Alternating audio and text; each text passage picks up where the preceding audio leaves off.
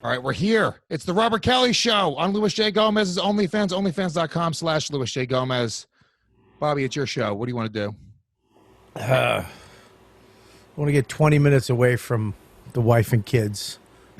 So I'll just stare at your fucking face for 20 minutes just so I can not answer a question or not pick something up or not fucking be poked or prodded. I've watched enough cooking shows and house flipping shows and fucking Nickelodeon to fucking kill myself. So, yeah. So you're just going to the garage, getting away from the family, but yes. But that's fine. You fucking love it. Shut up, Bobby. Look, I love it, dude. But it is getting a little too much. We need to. I mean, look, James comes up once a week, which is great. You notice how Max and James, when they're around each other, it's like they're kids again. Yeah. A 7-year-old shouldn't hang out with a 50-year-old most of the time, unless we got stranded or fucking in the woods in a plane crash and we got lost. I don't know. We're not Alaskan fucking frontiersmen. He went from this crazy basketball, fucking boxing, school, ninja class, sports class, all this crazy shit every ninja day. Class? Yeah, he went to a ninja. It's that Ninja Warrior stuff, not the Japanese. He's fucking shooting blow darts into people's necks. Yeah, I gave him fucking Chinese stars. Yeah. And it sucks too because you can't even punish him. You punish him before your iPad's gone for the day.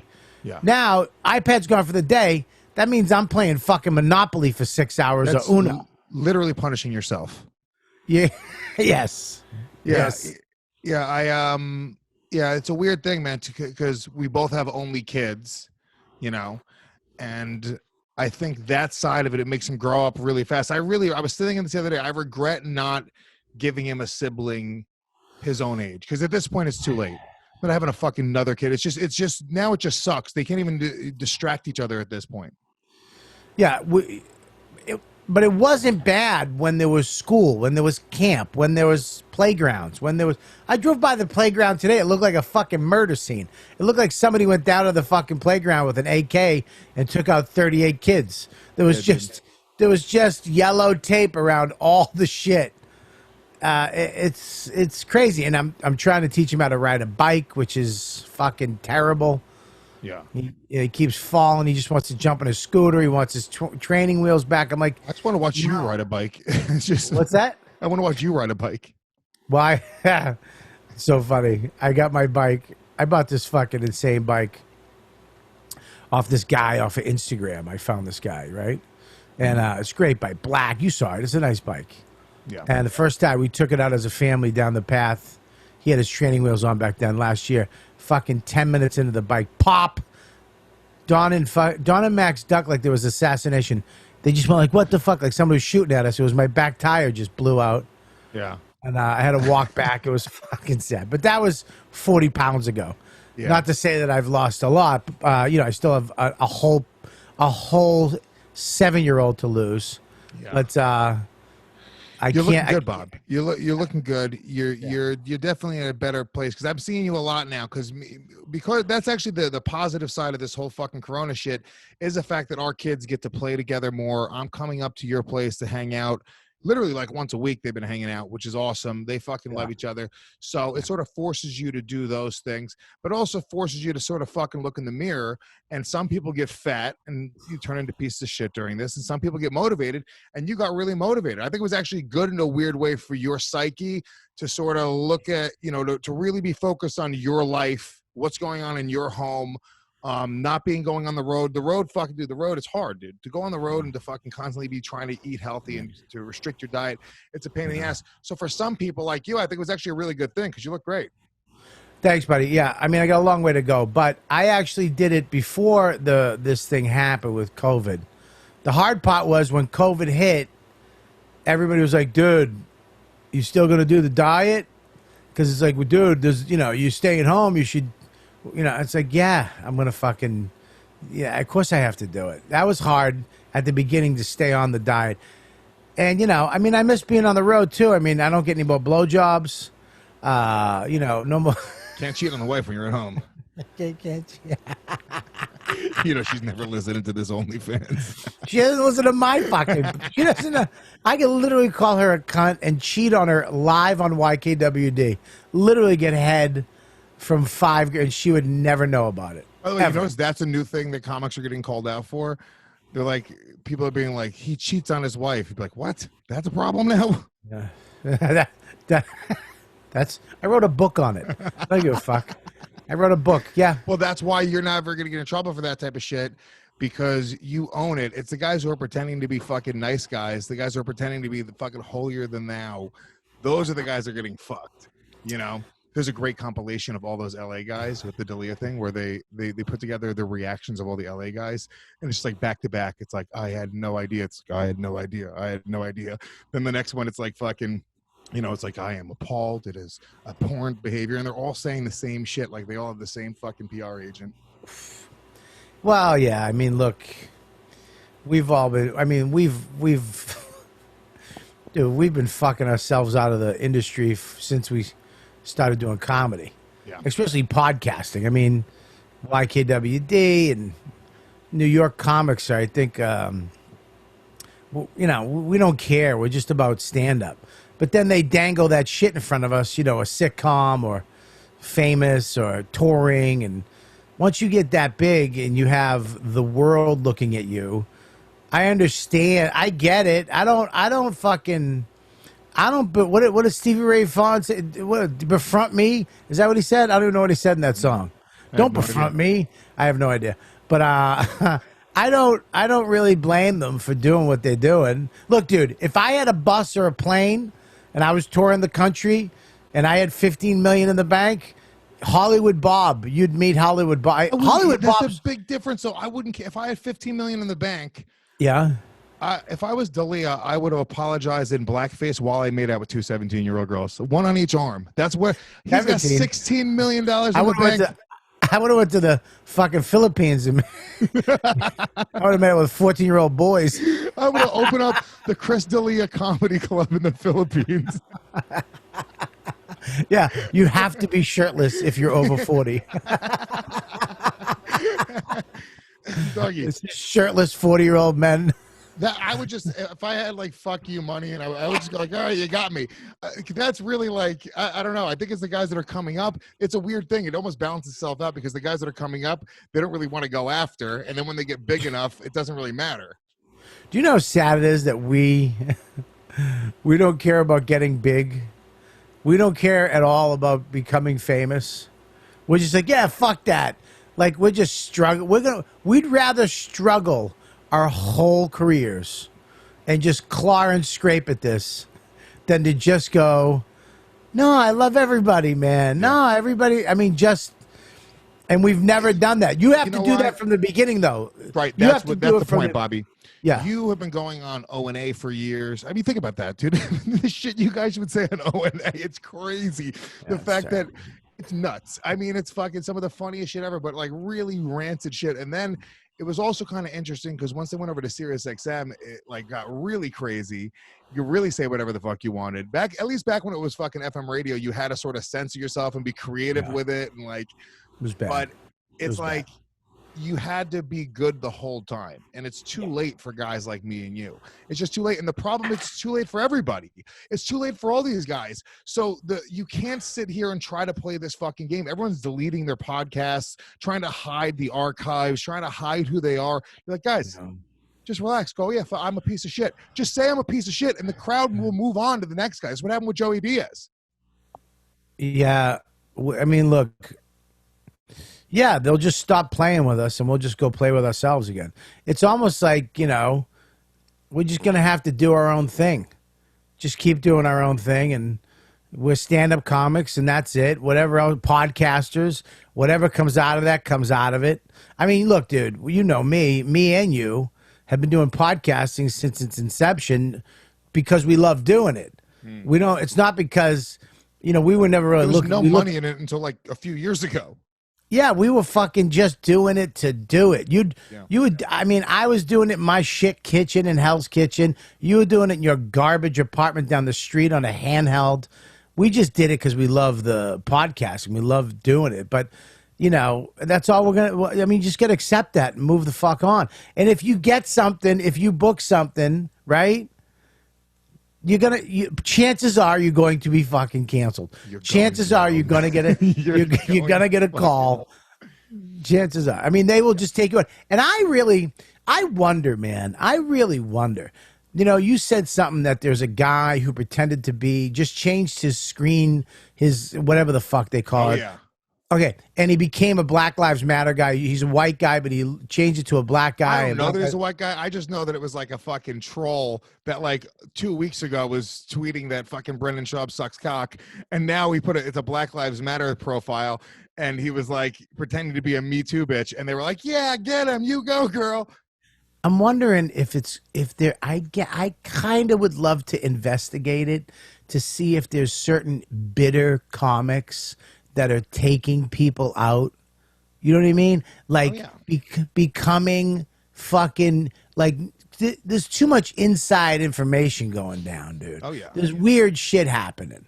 I mean, there's a lot of crazy shit. It seems a little bit too orchestrated sometimes, but it's like these girls are all going crazy. There was the girls have gone nuts at this point. The female comics, which by the way, Bobby Kelly said this to me years ago, and it was the best advice he could have ever given me ever. He was like, never date a woman with a headshot. No. Don't do it. That's it. They're fucking nuts. And they really are. And then female comics are freaking out and talking about what piece of shit male comics are. It's like, no, we're all pieces of shit. No, that was my point. That's my point with the don't date someone with a headshot. There's only room for one drama mama in the relationship, and it's me. I'm the fucking lunatic. Yeah, I'm the piece of shit. I need a square to balance out my stuff. If I was dating a girl like me, it's done. It's not. It's a fucking nightmare waiting to happen. You know. Yeah. So I just don't. You know. Look, with comics though, I just can't. I've always considered us the mob. You know, we do our business. You know, we do bad things, but we do it to support our families and to make our.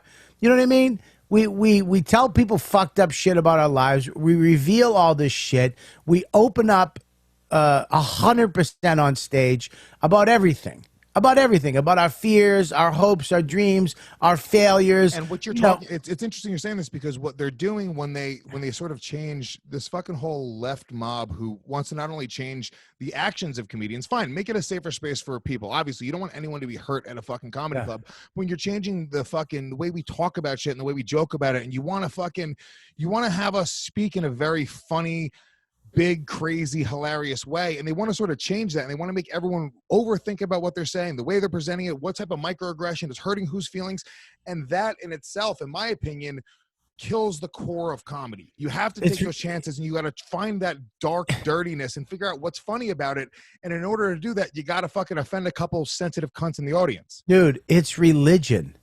It's just the same shit religion tried to do to rock and roll back in the fucking 80s. It's this far left horse shit is trying to make us into one person. And they're trying to make us under one fucking umbrella. We all think the same way you want us to think. And it's one group telling everybody else, if you don't think like this, you're a racist, you're sexist, you're a bigot, you're a piece of shit. And comics have always been like, yeah, I'm racist, I'm sexist, I'm a piece of shit. Good, but female comics too. I know, but now there's this thing where it's like you have to be a good moral person. That's not funny. There's nothing funny about moral. That's fucking religion. People. Those people that's religion. Suck. Those people suck fucking dick. They're awful. Look I'm going to disagree with you here because I'm older than you, and I've been through some more, but You've been through s'mores. I've been through s'mores. I love s'mores. We should do s'mores next time you guys come up. For sure. Fuck yeah. Not on my diet though. I'll watch you eat them. But what I don't like, people give Howard Stern shit for evolving. People give shit. I've evolved. I've changed the way I thought. I don't think the way I thought 15 years ago. I wouldn't say certain things that I'd say 10 years ago for funny sakes. For funny sakes, I've evolved. I've changed. Yeah, no, obviously Fine. I don't put that on people. Attraction rather than promotion. That is my you do something, and if somebody wants to do it because they like what you do, fine. I would never put that on you. Ever. I agree with you, and I've evolved as well. There's things that I wouldn't say or do today that I've done on podcasts, sucking your cock. Okay, there you go. That's a good one. There's one. You probably would have been like, hey, we're going to have sons that are best friends one day. They're going to be able to sit down and watch this together. And maybe they'll suck each other off. Mimic it. We couldn't even get mad at them. They'd be like, you did it. All right. It's like that drug commercial. I learned it from watching you. Yeah. Yeah. So, but yeah, there's just that, you whatever it is, like, obviously you have to evolve. I'm a different person. I've talked about this on Legion of Skanks recently. It's like, if you listen to these shows, if you all listen to the old YKWDs, right? My son's 7 years old now. I mean, I was doing that show 2-3 years before he was born. You can watch me grow up on podcasts. You can watch me be one guy who fucking just, literally at the time say and fucking do anything, the dumbest thing that came to my mind. I still do that to a certain degree, but now, sometimes I just consider the fact that I got a kid in the fucking world. I consider the context. I consider all those things. And I think I just take the chances in a smarter way than I used to. I'm still taking those chances. Should be able, but as a comedian, as an artist, I don't care if it's your mouth, your jokes, your songs, your fucking camera, your painting, you should be able to go down whatever fucking road you want to go down.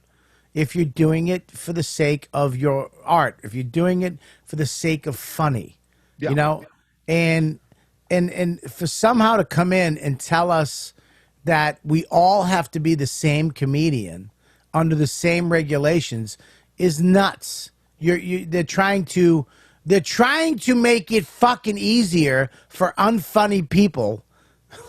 To me, it's like, no, you just want it to be easy. You want. I can go into a fucking crowd anywhere and make them laugh, revealing all the bad shit about me. You want to just go up and tell jokes and have everybody like afraid to not laugh.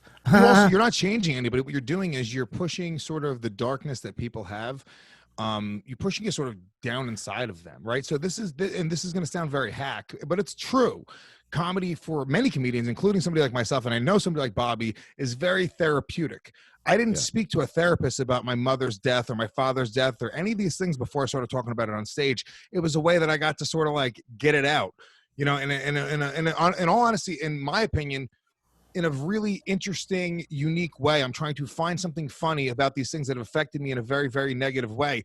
That is a very therapeutic journey that at the other end of it comes out with something that's very positive for myself and everybody involved. It's a fucking gay way to look at comedy, but the reality is I do believe that. So that darkness and that ugliness that you might have comedians that are expelling from their body and using comedy to make it sort of therapy. Now they're pushing it down, and who the fuck knows where that goes? You want to make it a safe space for comedy. Well, where's that darkness going to go? No. But here's the thing they're missing, and I say this all the time on stage. When I see somebody get offended, I try to tell them, this is the safe space. You can laugh at that fucked up thing here, right? You can't do it at work. You can't do it on the subway. You can go to a comedy club and hear fucked up shit, and you can laugh at it, and it's safe to laugh. You're not supposed to make it safe for the people by eliminating stuff and treating them like children. You're supposed to make it safe by talking about this crazy fucked up shit and giving them maybe a different perspective, maybe a different point of view, but ultimately you want them to laugh, even if they don't want to. Even if they wouldn't have laughed at that, you want them to go, fucking what? And you're also discounting the experience of those people that are using stand-up comedy, especially about dark issues, as therapy for themselves. So people come in and go like, fuck, dude, I need to laugh about this fucked up shit. And they see a comic on stage and they're talking about stuff and they go, you know what, dude, I never thought of it that way. They walk out feeling better. Yeah. You cannot show up.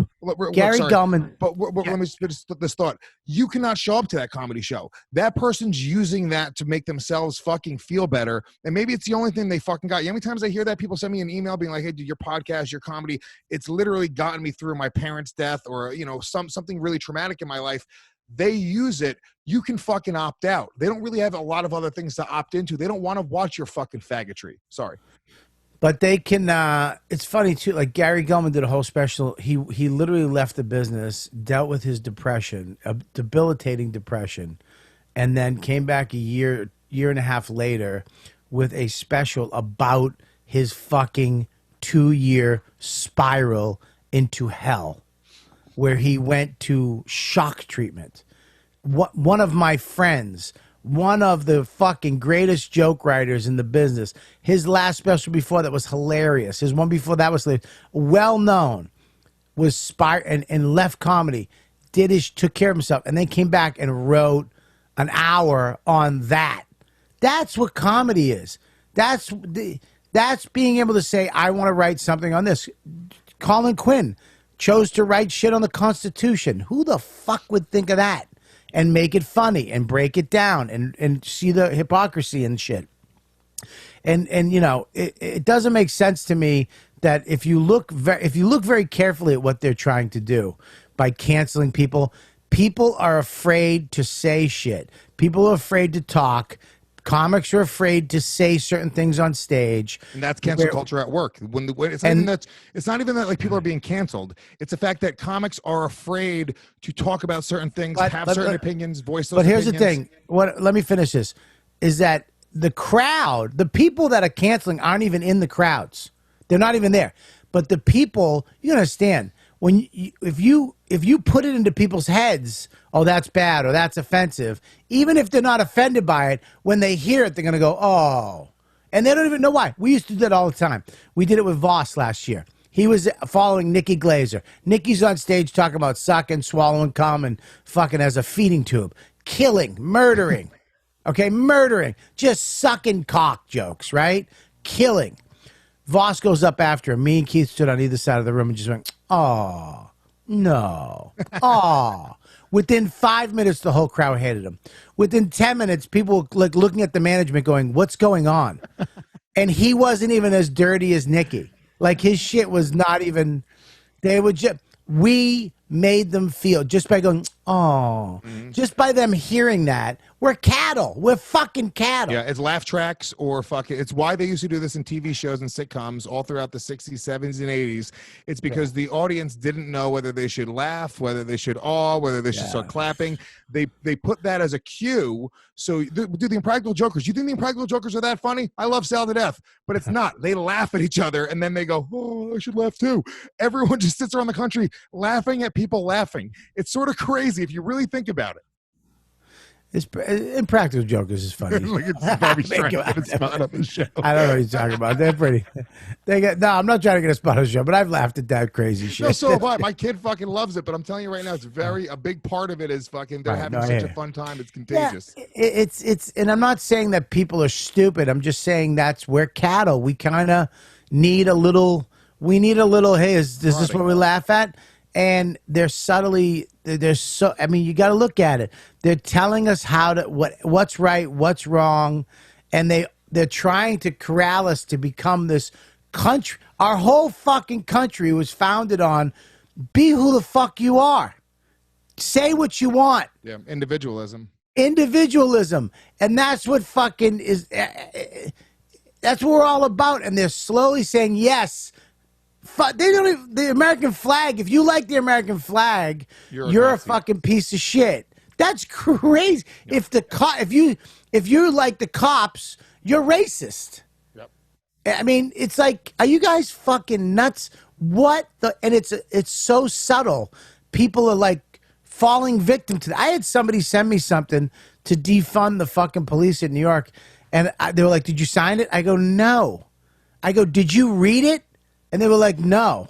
I was like, what? Yeah. I was like, this is to defund I would never do this. Why would you do? And I go read it before you fucking sign it. They had you remember bullshit? It's real quick. But yeah, I do. I love the show, Penn and Teller. But you remember that show? I do remember. Yeah, of course. Okay, so they used to, I love that show because they used to do shit like this all the time. They sent a guy to a college and to some fucking festivals, and they would say, we need to they would have this, it was another word for water. but it was a word that you wouldn't. I forget the name of it. It was another, whatever. It was right? just H2O. And It wasn't H2O. It was something else. No, I know it was a different chemical compound, and they were like, we want to remove this from this. We want to remove this. We want to take this out of offices. We want to take this out because this is terrible. All these fucking pieces of shit signed it. This is terrible. This is oh, they shouldn't do that. Oh my God, you moron! It's water. Yeah, you don't even know what the fuck it is. You signed a petition to remove it, and that's the people who are running this shit. The problem with it all is I don't see an end to it. For a while, I used to say like, oh, well, it's not really like, it's only online and it's, when your phone, it's only when you're in your phone, only when you're on Twitter. But the screen time, I look at my screen time, the screen time that I have on my phone is fucking crazy. The amount of hours. And I go, okay, so I'm living most of my life on my screen and my phone, legitimately, all bullshit aside. I know this for a fact because I have my screen time app. I know. Well, I fucking spend Sundays with you. I don't even talk to you for most of the time. Yeah. It's it's we've talked more right now while you're somewhere else than I talk to you when you're at my house for the day. This is actually a simulation. Lewis is over there on his phone. This is a new app that we have, the podcasting. It's a new podcasting app. We have somebody sit in for you to podcast. It's pretty revolutionary. No, I know. I hear you. But that's spilling over into real life now. So now it's not. Now it's like it's becoming a thing where everyone's sort of starting to wear it as a badge of honor in real life. And I just I don't know, dude. I've talked about this a lot. Like, I'm going to get rid of my cell phone altogether one day. I'm going to opt out of all that technology. It's just not healthy. It's not healthy. It's so much healthier to fucking, me and my kid go on a walk. It's just like, just even having those moments. Like I'm doing this trip with him right now. We're out in Cali. We're just in Phoenix, just taking a walk for 10 minutes into the desert and fucking trying to find rattlesnakes. It's like, we don't fucking, that's so lost in like everyone's lives now. And I feel like this next generation of people is going to be really fucked and really at odds and very angry for no reason. It's like, dude, you're supposed to get along with your neighbor, the kid next to you. It doesn't matter if his parents voted for a different president. It doesn't matter. Like, you're not supposed to disown your dad because he's supporting Trump. You're supposed to go, Dad, well, let me explain to you why you shouldn't. And you have a conversation at dinner one day, you fucking psychos. It's really bad. They're very, it's religious, man. It's become, politics have become religious. It's the Christianity. It's crazy, man. It's like Scientology. Right. That's a great point. Yeah, it really is. It's really fucking nuts. And I don't know what the fuck. I mean, the only thing you can do is just, do your thing for your fans. That's why I love my Patreon. When I go on my Patreon show, it's all fans, man. It's all fans. Huh? OnlyFans. Yeah, I love it, though, because nobody is coming in there unless they're paying to fucking see you, and these people aren't really going to do that. They're only going to come in, and when you do it like a live thing or whatever, they're all fucking behind you. Why do we fucking subject ourselves to the fucking world? 30% of your Twitter followers are actually fans. The rest, it's all bullshit. I would love to fucking delete Twitter. Just right off my phone. I don't even use it. I fucking hate it. I took it off my phone, but then I fucking signed into the web browser, Twitter, and I've been arguing with people again. I was like, what am I doing? I took it off my phone. What am I doing? Well, you are actually good on Twitter. The people that write your tweets are fucking good. I got a whole team I hired, so I would love. I really should, by the way. Why don't I hire a team of funnier people just to take over all of these aspects of my life? Editing. What's the difference? I mean, fucking who cares? Isn't that what there has to be some comic who's not even doing anything, right? Where he's got like that whole thing. Yeah, but the problem with that is that you do that, and then someone else would want him, and then 95 people, and then the industry would be like, "Oh my God, he's the one," and then they'd take him away, and then he'd be the one. If I was funny, yeah, think about how good I'd be doing. Like, I'm doing pretty good considering the fact that I'm if you had my comedy skills, oh my God. Bob. You'd be on a plane right now. You'd be on an island. You'd be on fucking Epstein Island. Jesus Christ. All right, let's wrap this.